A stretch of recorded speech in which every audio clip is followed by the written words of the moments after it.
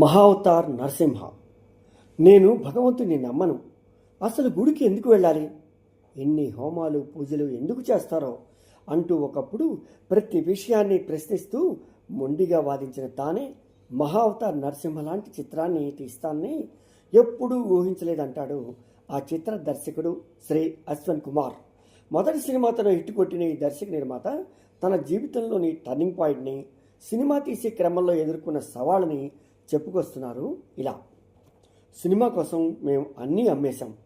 ఓ దేవుడు సినిమా తీయాలంటే మాటలా, పైగా యానిమేషన్లో డబ్బు పోవడం తప్ప ఏమీ లేదు అన్న వాళ్ళలో కొందరు ఇవాళ నా దగ్గరికి వచ్చి భలే తీశారంటూ మెచ్చుకుంటున్నారు. నిజానికి ఈ సినిమా తీయాలనే ఆలోచన రావటం నుంచి పూర్తి చేయటం వరకు ఎన్నో సవాళ్లను ఎదుర్కొన్నాం. చేసిన అప్పులకు లెక్కే లేదు.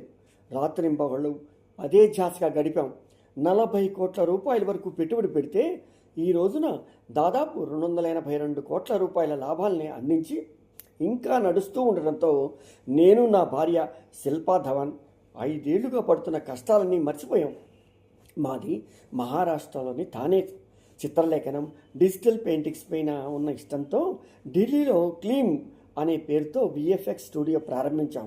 McDonald's, Maruti, Lenovo, Eros international, Pixion సంస్థలతో పనిచేశాం. అయితే చదువుకుంటున్న రోజుల్లో నేను దేవుణ్ణి నమ్మేవాడిని కాదు. దేవుడు అనేవాడే ఉంటే ఒకరికి సుఖం ఒకరికి దుఃఖం ఎందుకు ఇస్తాడు అని వాదించేవాడిని. అన్నింటినీ ప్రశ్నించేవాడిని. రోజులు ఎప్పుడూ ఒకేలా ఉండవుగా. కొన్ని సమస్యలు, ఒత్తిళ్లు తప్పలేదు. సరిగ్గా ఆ సమయంలోనే కృష్ణ భక్తుడైన శ్రీల ప్రభుపాద రచనలు, ఆ తర్వాత భగవద్గీత చదవటం మొదలుపెట్టాను. కృష్ణ భక్తుడిగా మారే అప్పుడే విఎఫ్ఎక్స్ సామర్థ్యంతో 3Dలో ప్రహ్లాదుడు నరసింహస్వామి కథను తీయాలి అనిపించింది. అలా దాదాపు 5 ఏళ్ల క్రితం మహావతార్ నరసింహ చిత్రానికి బీజం పడింది. నిజానికి ప్రారంభంలో ఈ సినిమా కోసం మా దగ్గరున్న డబ్బు సరిపోతుంది అనుకున్నాం.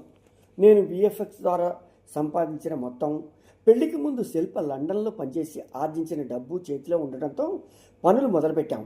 అయితే ఇందులోకి దిగాక కానీ బడ్జెట్ ఊహించినంత పెరిగి కోట్లు అవసరమవుతాయన్న విషయం తెలియలేదు. ఇక ఇన్వెస్టర్స్ని వెతకాల్సిన అవసరం వచ్చింది. విఎఫ్ఎక్స్లో ఒక దృశ్యాన్ని చేయాలంటే చాలా కష్టపడాలి.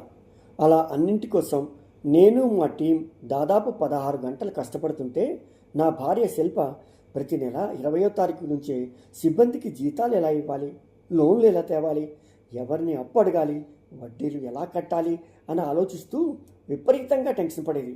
ఎందుకంటే కొందరు పెట్టుబడి పెడతామని చివరి నిమిషంలో ఆగిపోయేవారు. అలా దాదాపు 100 మందికి పైగా ఇన్వెస్టర్లను, నిర్మాతల్ని కలిశాం. ఒకవైపు ఆ ప్రయత్నాలు చేస్తూనే మరోవైపు మా ఫిక్స్డ్ డిపాజిట్లను బయటకు తీసాం. ఇవన్నీ అయిపోయాక ఇష్టంగా కట్టుకున్న ఇంటిని తాకట్టు పెట్టాం. నగలు, కారు ఇలా ఒక్కొక్కటిగా అన్నింటినీ అమ్మేయాల్సి వచ్చింది. అమ్మా నాన్నలు ఇచ్చిన డబ్బు కూడా సరిపోలేదు. చివరికి శిల్ప తన పుట్టింటి వాళ్ళ సాయం కోరింది. ఈసారి ఇన్వెస్టర్లు దొరికారు.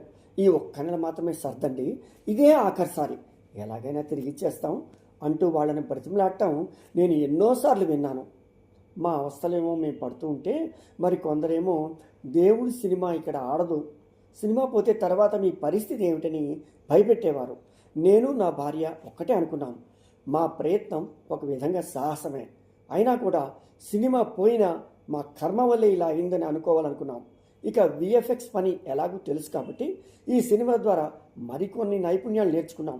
కాబట్టి మళ్ళీ ఎప్పుడిలా ఏదో ఒకటి చేసుకోవాలని నిర్ణయించుకున్నాం. అయితే మా నమ్మకం వృధా పోలేదు. ముంబైకి చెందిన విద్యుతోత్పత్తి సంస్థ అపార్ గ్రూప్ వాళ్ళు మాకు సహ నిర్మాతలుగా మారటానికి ఒప్పుకున్నారు. అప్పటి నుంచి మా ఇబ్బందులు కాస్త తగ్గాయి. ఆ తర్వాత దీన్ని మార్కెట్ చేయడానికి కేజీఎఫ్, సలార్ చిత్రాలు నిర్మించిన హోంబలే సంస్థ ముందుకొచ్చింది. అలా మా బాలారిష్టాలని దాటుకుని జూలై 25వ తేదీ రిలీజ్ అయిన మహావతార్ నరసింహ ఆబాల గోపాలాన్ని కట్టిపడేసింది. మొదటి 10 రోజుల్లోనే 100 కోట్లు తెచ్చిపెట్టింది. ఇంకా ఆడుతూనే ఉంది. ప్రస్తుతం దాదాపు 282 కోట్ల రూపాయలతో దేశంలో అత్యధిక వసూళ్లు రాబట్టిన యానిమేషన్ చిత్రంగా నిలిచిపోయింది.